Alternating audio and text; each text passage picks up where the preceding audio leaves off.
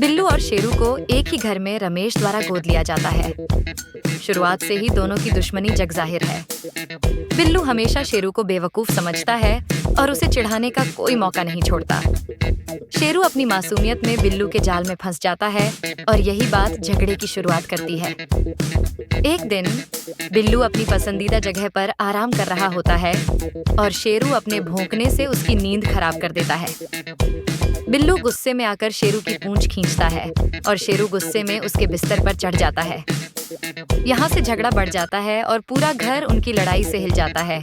दोनों की लड़ाई में रमेश का सारा सामान तबाह हो जाता है।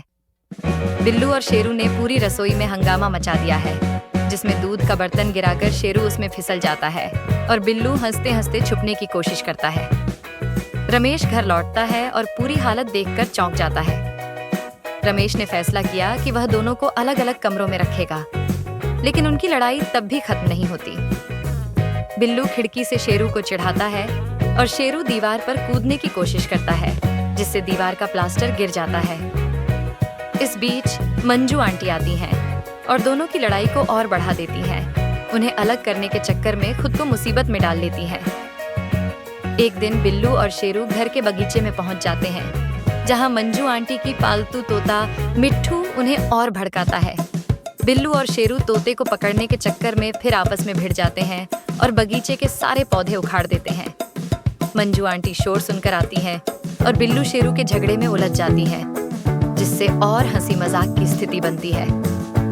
रमेश दोनों को एक साथ पार्क में ले जाता है, यह सोचते हुए कि ताज़ी हवा शायद उनकी दुश्मनी कम कर दे। लेकिन पार्क में एक और बड़ा तमाशा शुरू हो जाता है, जब शेरू बिल्लू को झूलों से गिराने की कोशिश करता है और बिल्लू चालाकी से शेरू को कीचड़ में धकेल देता है।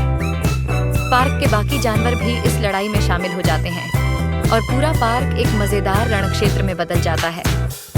बिल्लू और शेरू की लड़ाई अब पड़ोस में मशहूर हो जाती है। सभी लोग उनके झगड़े की कहानियां सुनकर मजे लेते हैं। रमेश परेशान होकर उन्हें एक जानवर ट्रेनर के पास ले जाता है, लेकिन ट्रेनर खुद उनकी लड़ाई में फंसकर हंसी का पात्र बन जाता है।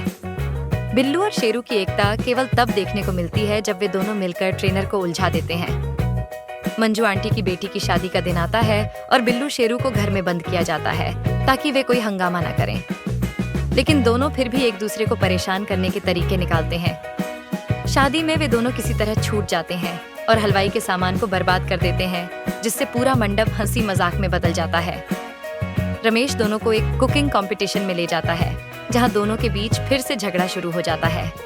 शेरू बिल्लू की डिश में पानी गिरा देता है और बिल्लू शेरू की प्लेट में मिर्च मिला देता है।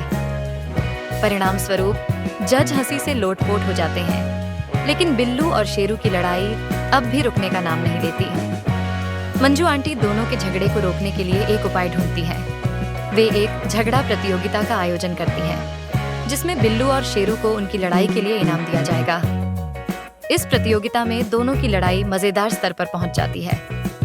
हर बार दोनों एक दूसरे को बेवकूफ बनाने की कोशिश करते हैं और दर्शक हंस हंस कर लोटपोट हो जाते हैं। बिल्लू और शेरू की लड़ाई इतनी बड़ी हो जाती है कि वे घर के बाहर भी मशहूर हो जाते हैं। एक टीवी चैनल उनका इंटरव्यू लेने आता है, लेकिन इंटरव्यू के दौरान भी दोनों आपस में लड़ने लगते हैं। ये झगड़ा लाइव टेलीविजन पर जाता है और उनकी लड़ाई देश भर में वायरल हो जाती है, जिससे वे फेमस फाइटर्स बन जाते हैं। आखिरकार दोनों को एहसास होता है कि उनकी लड़ाई की वजह से रमेश को बहुत परेशानी हो रही है। वे अपनी लड़ाई रोकने का फैसला करते हैं, लेकिन सिर्फ थोड़ी देर के लिए।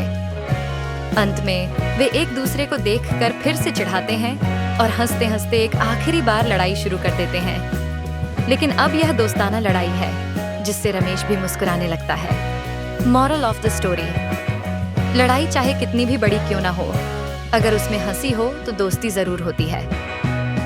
No matter how big the fight, if it's filled with laughter, friendship always follows.